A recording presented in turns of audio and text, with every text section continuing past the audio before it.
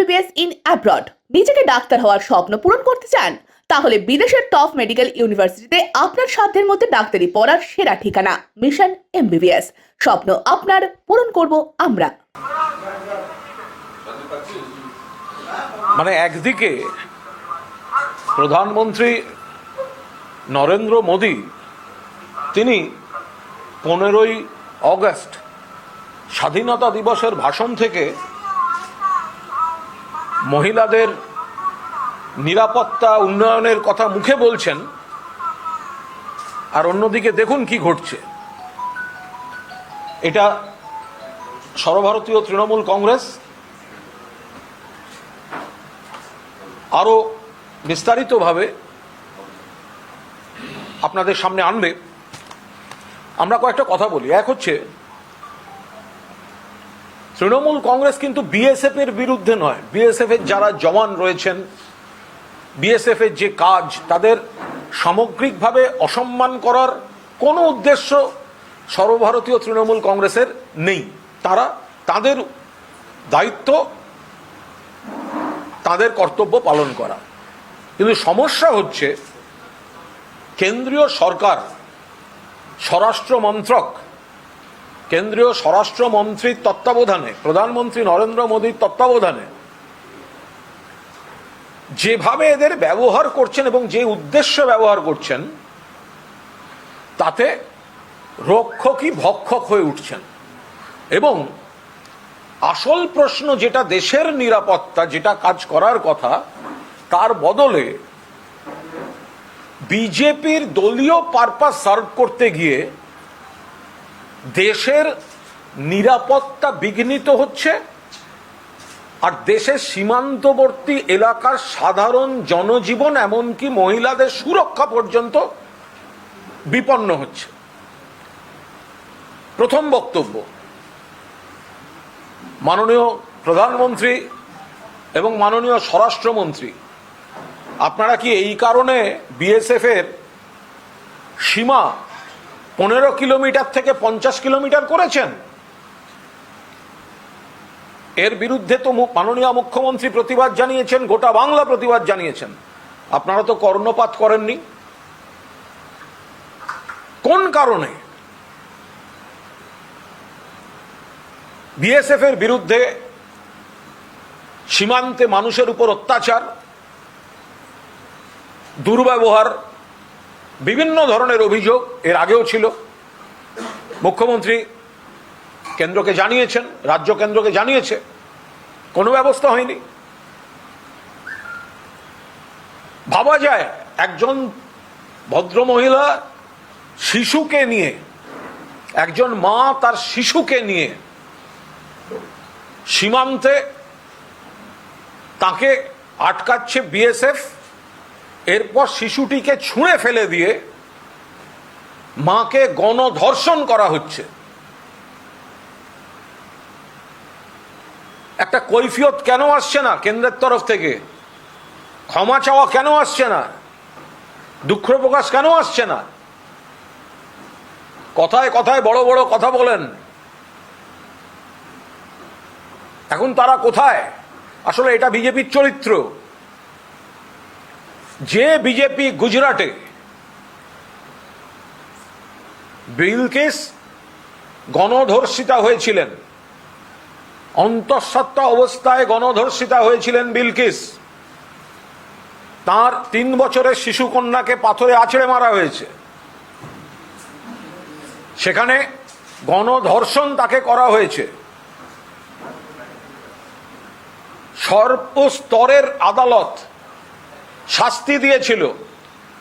এবার 15ই অগস্ট 11 জন গণধর্ষণ এবং খুনের অভিযোগে সাজাপ্রাপ্ত তাদেরকে গুজরাটের বিজেপি কারামুক্তি করে দিল। ভয়ে এখন গ্রাম ছাড়তে হচ্ছে। বিলকিস বা তাঁর শিবিরের যারা রয়েছেন, সাধারণ মানুষ আতঙ্কিত, উদ্বিগ্ন। আর সেই বিজেপি পশ্চিমবঙ্গের সীমান্তে 15 থেকে 50 কিলোমিটার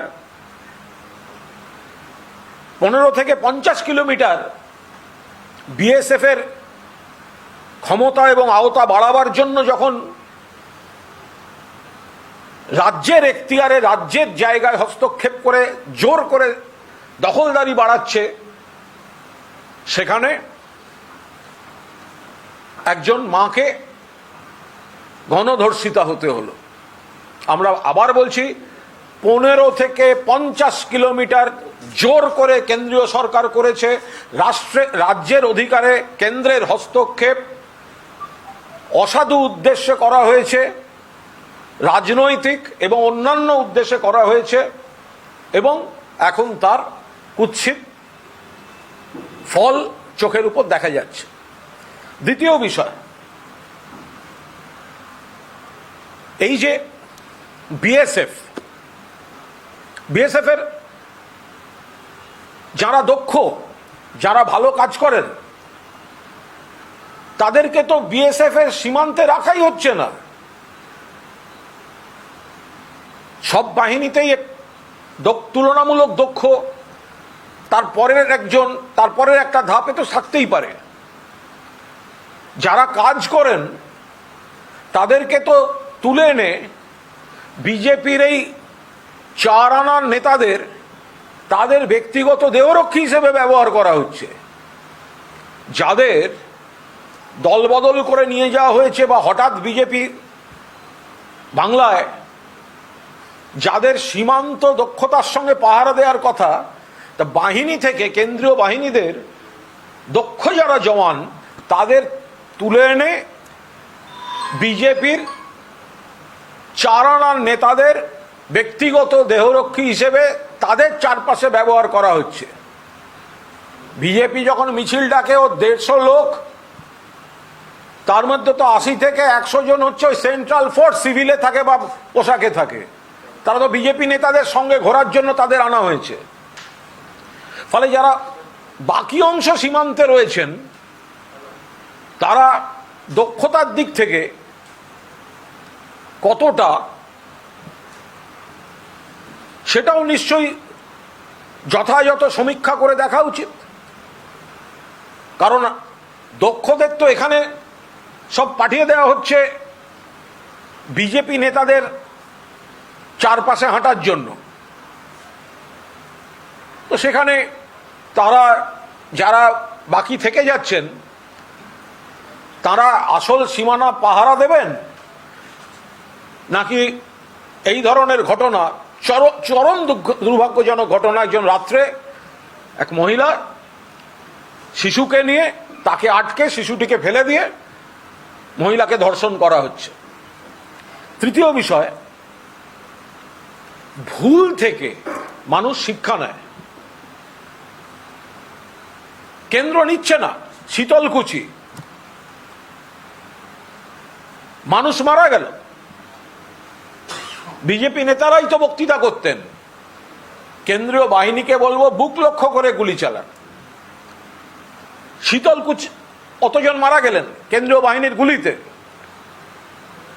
আপনারা জানেন, কেউ কোনো খবর রাখেন কি ব্যবস্থা হয়েছে, কি তদন্ত হয়েছে? অর্থাৎ বিজেপির হয়ে শাখা সংগঠনের মতো কেন্দ্রীয় বাহিনীগুলোর অপপ্রয়োগ চলছে। শীতলকুচিতে যে অন্যায় কাজ ঘটেছে, যে ভুল ঘটেছে, শিক্ষা নেওয়া দূরের কথা, তার পরিপ্রেক্ষিতে কোনো ইনভেস্টিগেশন হয়েছে কিনা, কোনো অ্যাকশন হয়েছে কিনা, কোনো স্টেপ নেওয়া হয়েছে কিনা, সেটাই এখনো পর্যন্ত মানুষের সামনে আসেনি। এবং চতুর্থ, এই তো কেন্দ্রীয় বাহিনী, আমরা কেন্দ্রীয় বাহিনীকে অসম্মানের পক্ষে নই, কিন্তু কেন্দ্রীয় বাহিনীকে রাজনৈতিকভাবে অপব্যবহার করে তাদের বিশ্বাসযোগ্যতা নিয়ে প্রশ্নের মুখে দাঁড় করিয়ে দিচ্ছে বিজেপি। আমরা এই বিষয়টায় উদ্বিগ্ন এবং এটা মানুষের সামনে আনতে চাই। এই যে কথায় কথায় বলেন কয়লা পাচার, গরু পাচার, বিএসএফ কি করে, গরু পাচার রোখার কাজ করছে, এখানে মহিলাকে ধর্ষণ। যে বিএসএফ এর কাজ পাচার রোখার, সেই বিএসএফ মহিলাকে ধর্ষণ করছে, বাচ্চাকে ছুঁড়ে ফেলে দিয়ে মহিলাকে ধর্ষণ করছে। বিজেপির বড় বড় কথা, কয়লা পাচার, কয়লা খনি কাদের? কেন্দ্রীয় সরকার। পাহারা দেয় কে? সিআইএসএফ কেন্দ্রের। পাচার যদি হয়ে থাকে, কোথা দিয়ে পাচার হয়? সীমান্ত। সীমান্ত কার? বিএসএফ। বিএসএফ কার? স্বরাষ্ট্রমন্ত্রকের। স্বরাষ্ট্রমন্ত্রীকে? অমিত শাহ। গরু পাচার, বাংলার পশ্চিম সীমান্ত থেকে গরু আসছে, উত্তরপ্রদেশ, মধ্যপ্রদেশ, রাজস্থান, বিজেপি সরকার, এনডিএ সরকার কি করছে তখন? আর পূর্ব সীমান্তে যদি যাওয়ার প্রশ্ন ওঠে, অর্থাৎ বাংলাদেশে যাওয়ার যদি প্রশ্ন ওঠে, গরু তার ডানা নেই, গরুর তো ডানা নেই যে উঠে যাবে। যদি পাচারের অভিযোগ আসে, পাচার রোখার দায়িত্ব কার? বিএসএফ এর। কেন তৃণমূলকে আক্রমণ করা হচ্ছে? বিএসএফ গরু পাচার রোখার কথা। পাচার যদি হয়ে থাকে, রেসপন্সিবিলিটি বিএসএফ এর। আর ধর্ষণে নামাচ্ছে কার? বিএসএফ। কেন্দ্রীয় স্বরাষ্ট্রমন্ত্রী অমিত শাহ, আপনার বাহিনী, বাংলার মানুষের উপর আপনাদের ভরসা নেই, কেন্দ্রীয় বাহিনীর অপপ্রয়োগ করে চলেছেন। আর এই ভয়ঙ্কর যে ধর্ষণের ঘটনা, কাল আমাদের ওখানে কর্মসূচি আছে, সর্বভারতীয় তৃণমূল কংগ্রেস বাগদায় এই গণধর্ষণের বিরুদ্ধে আমাদের প্রতিনিধি দল শীর্ষ নেতৃত্ব পাঠাচ্ছেন তাদের, এবং সেখানে রাজনৈতিক কর্মসূচি কাল বিকেল 3টের পর হবে। কিন্তু কেন্দ্রীয় স্বরাষ্ট্রমন্ত্রী ক্ষমা চান, দুঃখ প্রকাশ করুন। আপনার বাহিনী, আপনারা মহিলাদের সম্মান দেন না। একের পর এক ঘটনা আমরা দেখাতে পারি। সর্বশেষ গুজরাট, গণধর্ষণ, গণহত্যা, অভিযুক্ত, দোষী, সাজাপ্রাপ্ত সর্বস্তরের কোর্টে ছেড়ে দিলেন। যেদিনকে লালকেল্লা থেকে নরেন্দ্র মোদী বলছেন মহিলাদের সুরক্ষা, সেদিন গণধর্ষণ এবং গণহত্যায় যারা সাজাপ্রাপ্ত তাদের 11 জনকে ছেড়ে দেওয়া হচ্ছে।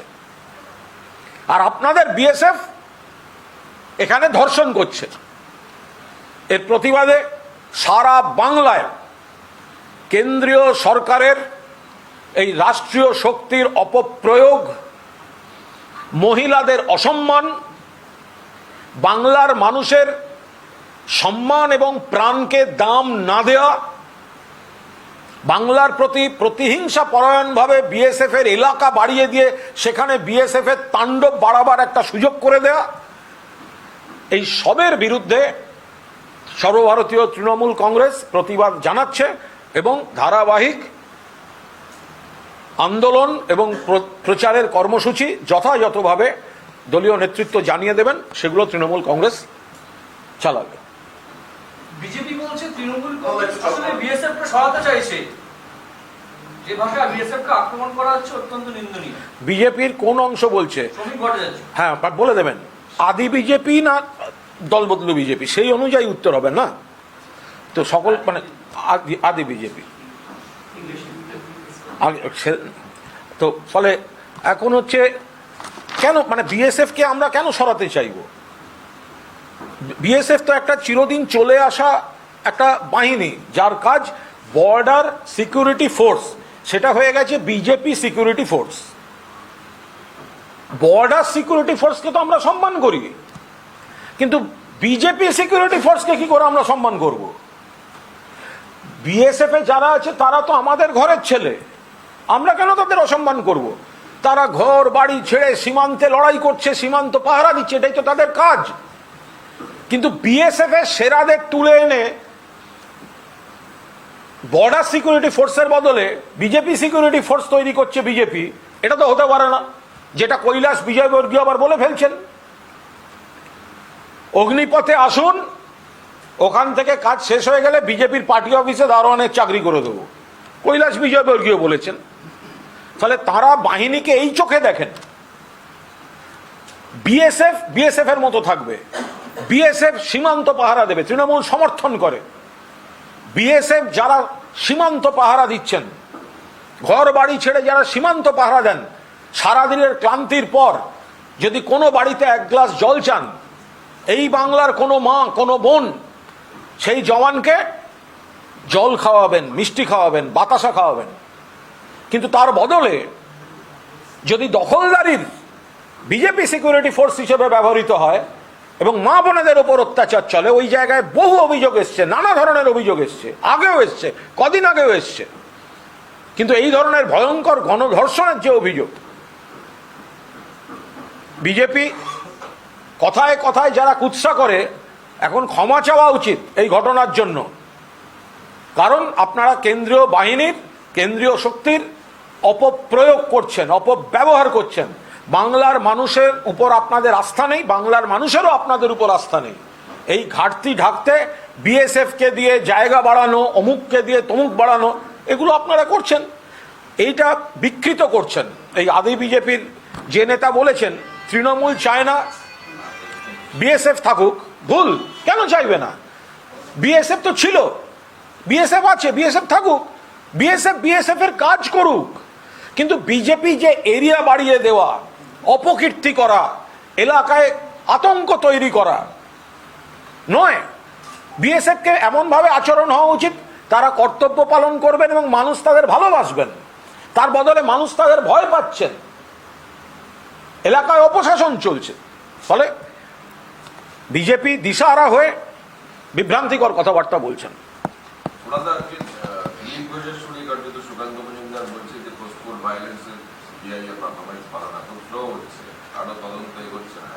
ওনারা কি চান? যে ওনারা যে প্রথম কথা, ওনারা এজেন্সিকে সম্পূর্ণ রাজনৈতিকভাবে ব্যবহার করতে চাইছেন। ওনারা যে জায়গাগুলো পরাজিত হচ্ছেন সেখানে গিয়ে তারা এক একটা মামলায় পোস্ট পোল ভায়োলেন্সের নামে মিথ্যা গল্প ফাঁদছেন এবং এক একটা মামলায় গোটা এলাকার তৃণমূল কংগ্রেসের সংগঠনের কোন মামলায় 20 জন 25 জন, একটা মামলায় 125 জন নোটিশ দিয়ে দিয়ে ডেকে পাঠানো হচ্ছে।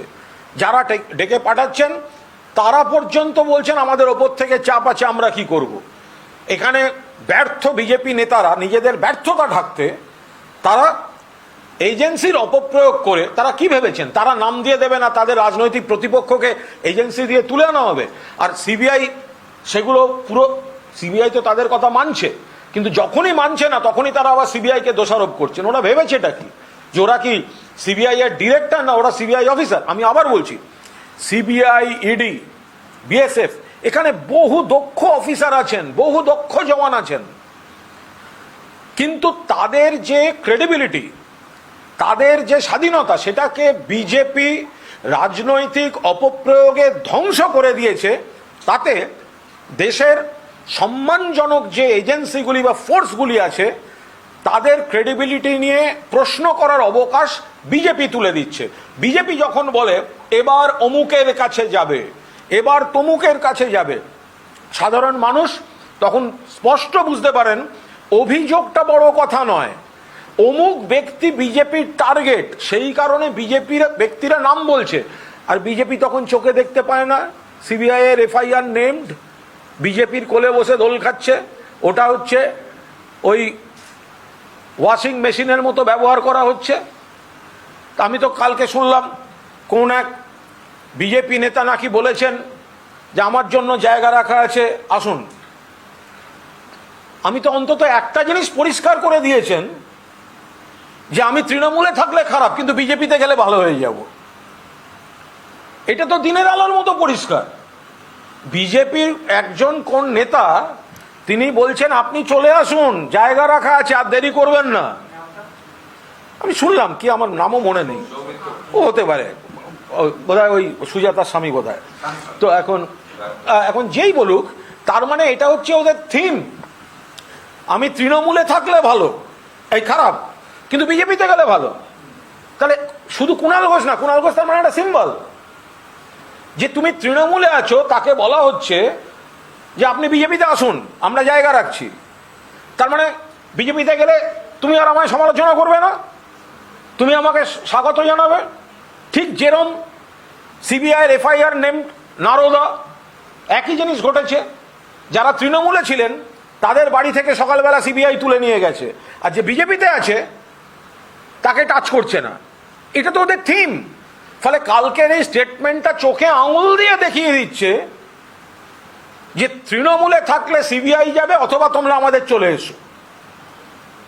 তো এই তো হচ্ছে বিজেপির চরিত্র।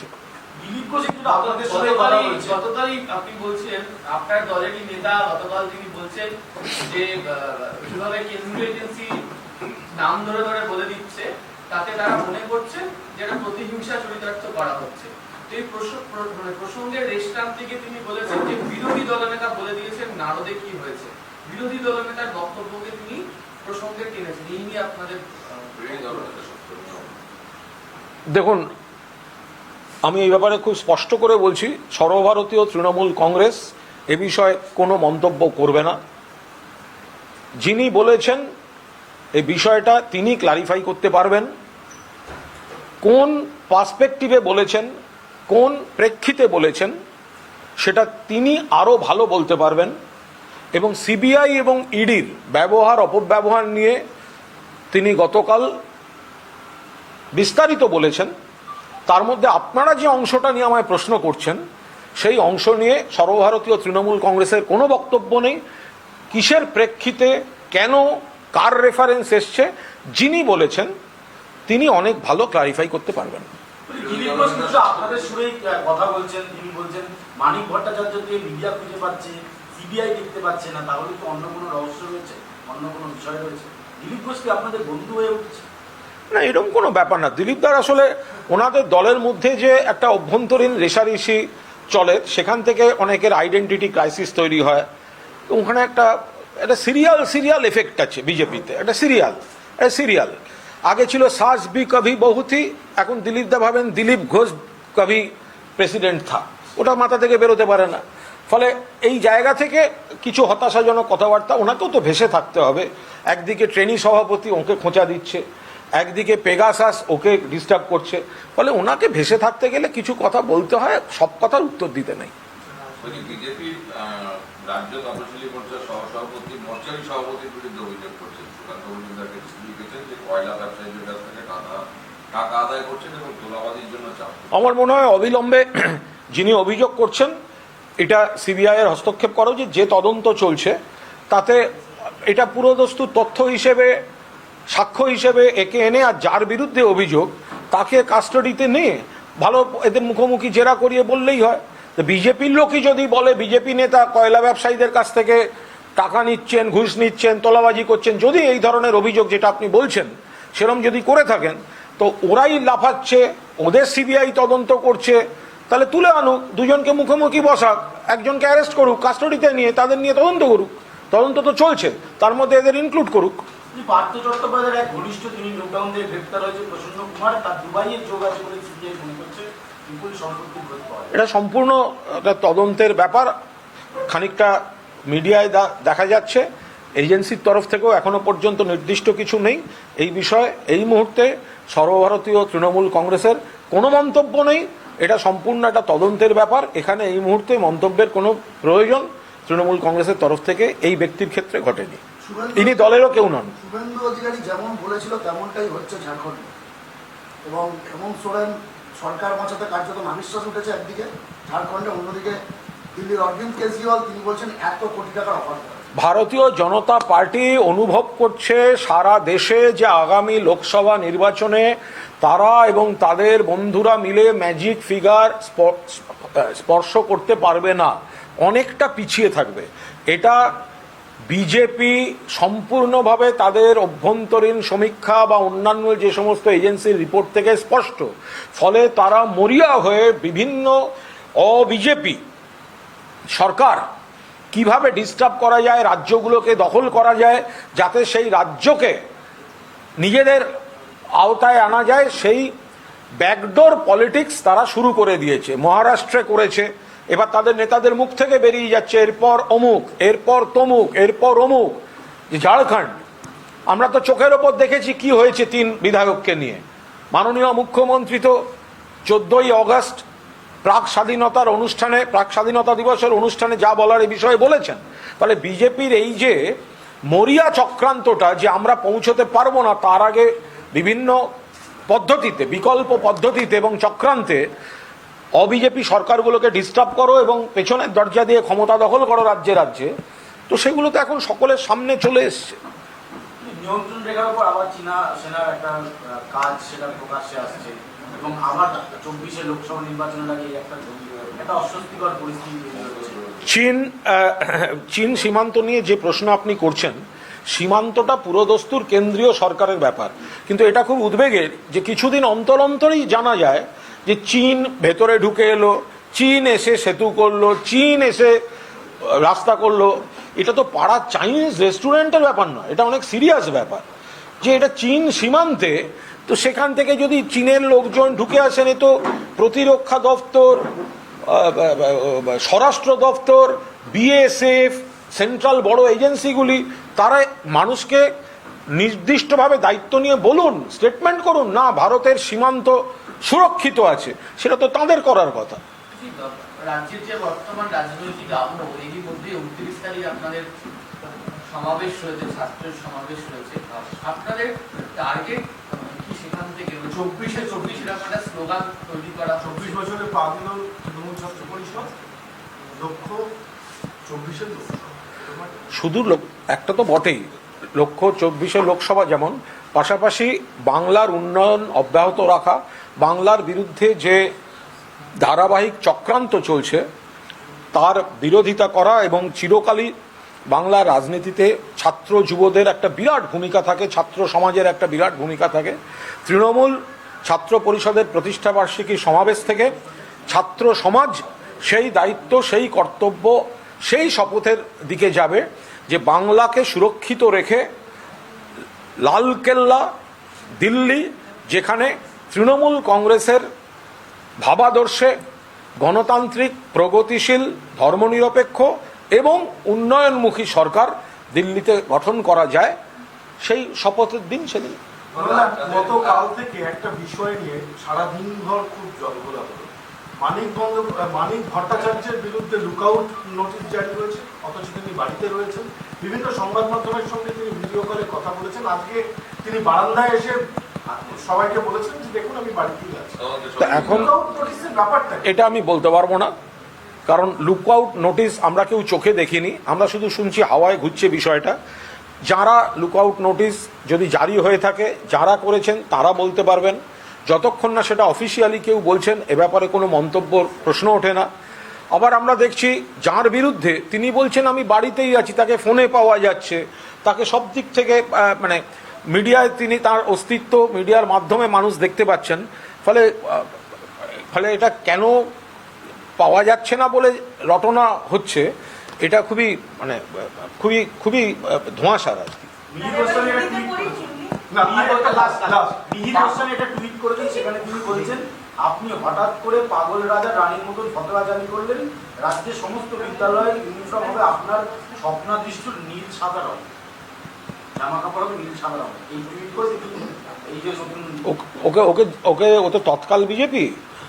তোকে জিজ্ঞেস করো যে 11 সালের পর ওনার তত্ত্বাবধানে কতগুলো জায়গায় নীল সাদা রং উনি দাঁড়িয়ে থেকে করিয়েছেন, সেই হিসাবটা দিয়ে দিন, পরের কথা পরে হবে। পার্থ চট্টোপাধ্যায়ের সঙ্গে সম্পর্ক যুক্ত এরকম অনেক মিডলম্যান ধরা পড়ছে, তেমনই একজন হচ্ছে প্রসন্ন রায়, তারও নামে এই নিয়ে আমার কোনো মন্তব্যই নেই।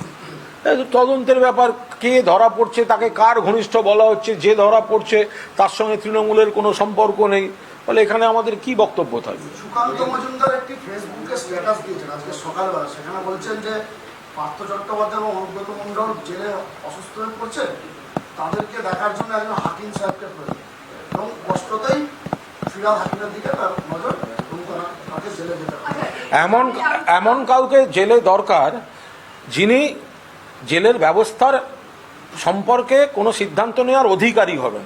এই অধিকারী শব্দটা জেলে দরকার, সেটা সুকান্তকে মনে করিয়ে দিন। কালকে ফিরাদ হাকিম প্রেস কনফারেন্স করার পর সুকান্ত মজুমদার আজকে আরেকটা পোস্ট করেছে, সেখানে লিখেছে যে ঠাকুর ঘরে গেলে আমি শুধু একটা অবাক হয়ে যাই যে সুকান্ত মজুমদার বা এদের এত সারাদিন ফেসবুক পোস্ট করার সময় থাকে, উনি দলটা কেন বিজেপি হচ্ছে না, কেন বুথ স্তরে হচ্ছে না, কেন এলাকায় মানুষের কাছে যায় না, এটা বোঝা যাবে যে যখন দেখা যাবে বিজেপির এই সমস্ত ট্রেনি নেতারা সারাদিনই তো, এরা তো সব ভার্চুয়াল নেতা, ভার্চুয়াল প্রেসিডেন্ট, ভার্চুয়াল নেতা, তো মাটিতে, বাংলার মাটিতে পা রেখেই চলতে পারেন না। এখন স্ট্যাটাস, একটু বাদে পোস্ট, একটু বাদে ফেসবুক, একটু বাদে টুইটার, নিজের পাড়ার ওয়ার্ডে সুকান্ত মজুমদার হেরে গেছে, তো কি হবে ওর? বলছি আজকে বিয়ের দাবিতে মিছিল হচ্ছে কলকাতায়, বলছি যে আপনারা পুজো প্রধান দেখছেন, বিয়ে দিচ্ছেন না কেন? আমি একটা বলি, যারা মিছিল করছেন তাদের বিষয়, এবং রাজ্য সরকার যথেষ্ট সহানুভূতির সঙ্গে, সংবেদনশীল মন নিয়ে, দায়িত্বের সঙ্গে বিষয়টা খতিয়ে দেখছে। যখন যা করার মুখ্যমন্ত্রী জানাবেন, এবং কেন্দ্রের তরফ থেকে রাজ্যের পাওনা 1,00,000 কোটি টাকা বকেয়া, সেটা না দিয়ে রাজ্যের অসুবিধা হবে। কিন্তু দয়া করে তার সঙ্গে পুজো অনুদানটা মেলাবেন না। পুজো অনুদান মানে কি? পুজো অনুদান মানে, পুজো একটা অর্থনীতি।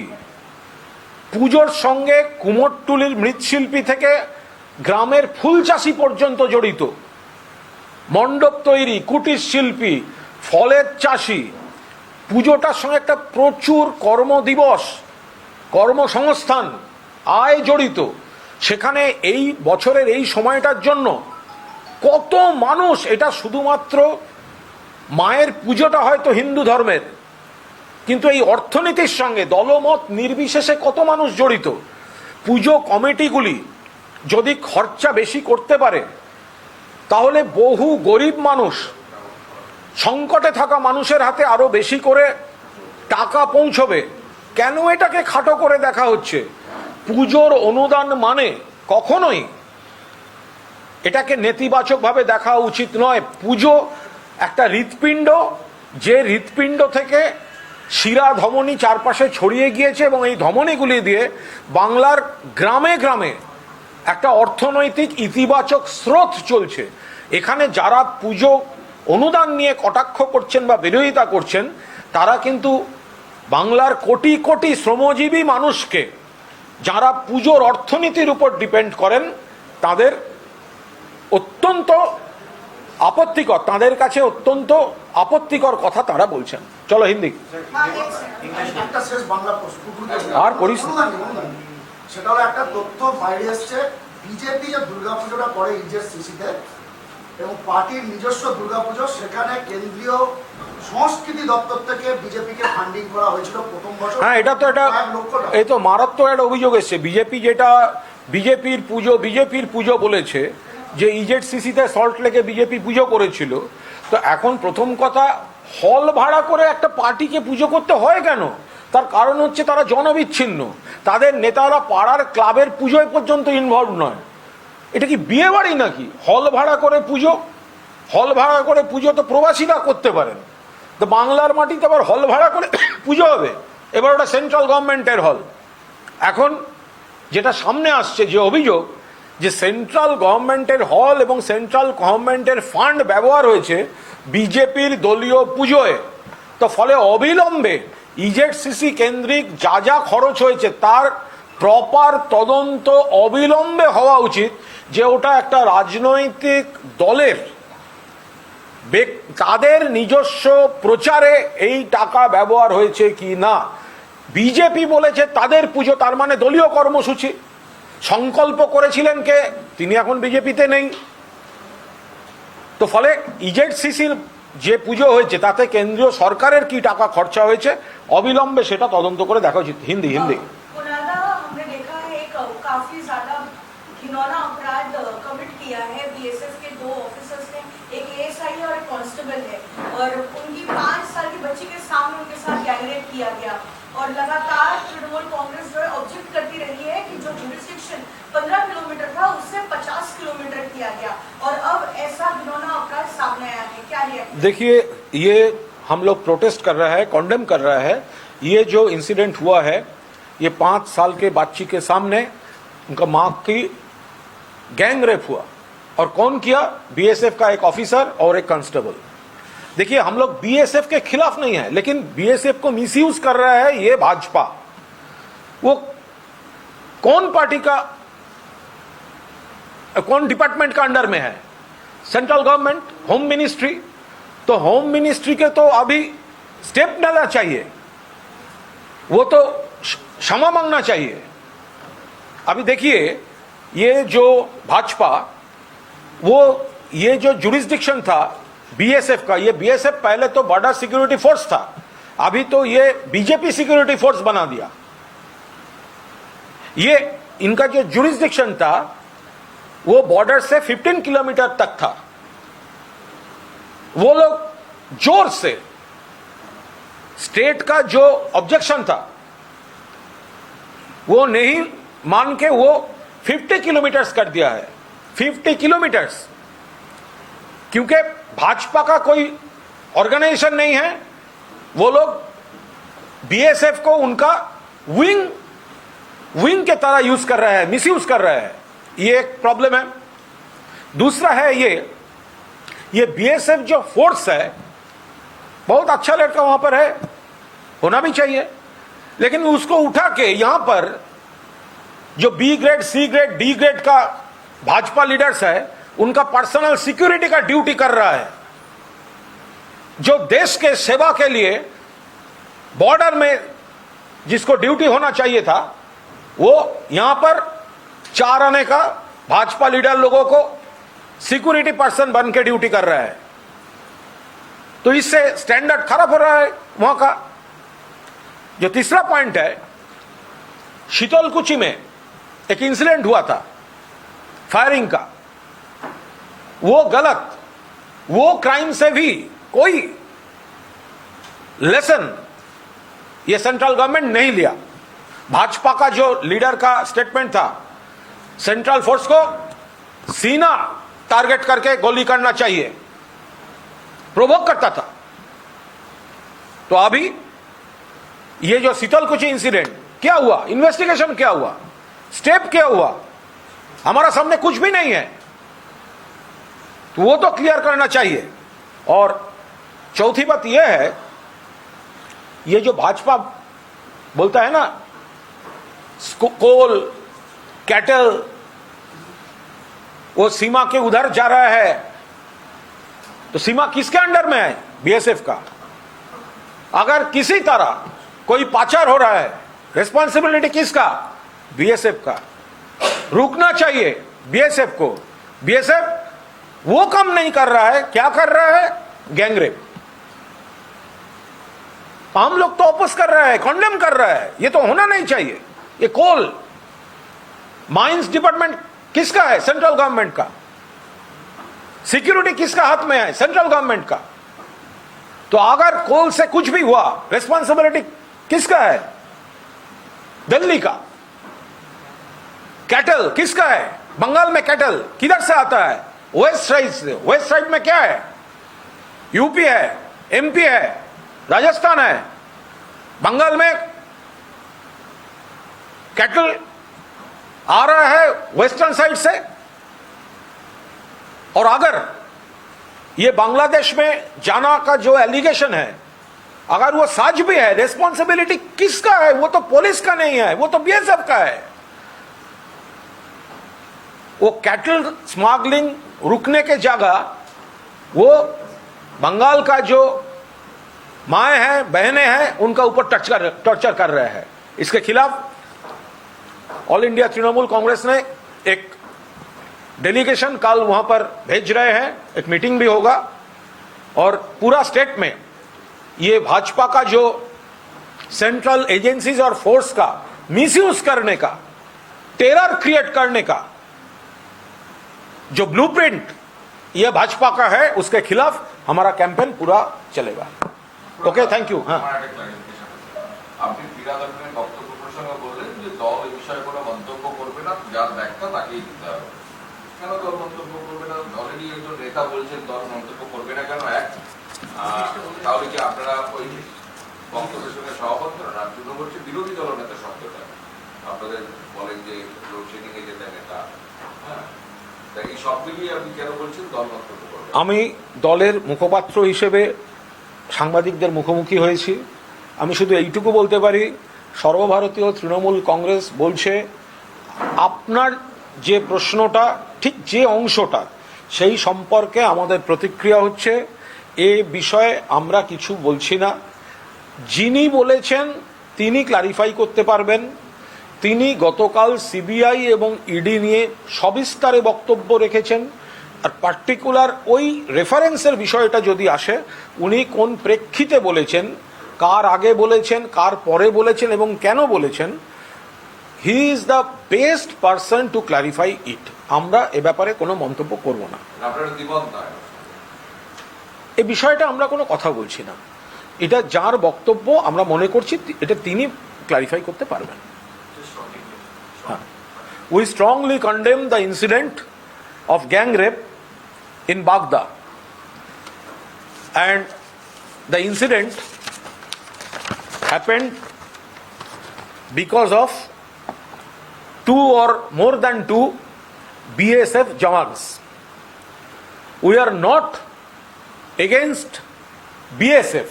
We honor BSF, we love BSF. But the way the central government is misusing central forces or agencies, we strongly protest and we strongly condemn the process. Point number 1, the jurisdiction of BSF has been increased from 15 kilometers to 50 kilometers. Honorable CM opposed it strongly, but the central government, they increased the jurisdiction of BSF and that is the result. Point number 2, the capable jawans of BSF, now central government is using them as personal security guards of 2nd graded, 3rd graded, 4th graded BJP leaders. So border security force has been transferred into BJP security force. So this is the problem, the quality of jawans in border that has to be investigated properly. Point number 3, there was a Shitalkuchi incident in recent past. Central force opened fire and killed some villagers, but we don't know whether there had been any investigation, any step has been taken, we don't know. So from that incident also, central government has not taken any lesson, and we are eager to know whether there was any investigation, proper investigation, actual investigation, or whether there was any step taken by concerned department. And point number 4, BJP is using a word coal smuggling or cattle smuggling. So BSF is the force. Their duty is to protect the border. The mines department, that is under central government. The security of mines, that is also under central government. The cattle are coming from western side of West Bengal, that is UP, MP, Rajasthan and other states, and allegedly going to Bangladesh. But the border, the responsibility to protect the border, that is upon BSF. They are not protecting the border, and instead of protecting the border, now they are creating this kind of heinous crimes like gang rape. We strongly condemn. All India Trinamool Congress will send a delegation to Baghdad tomorrow.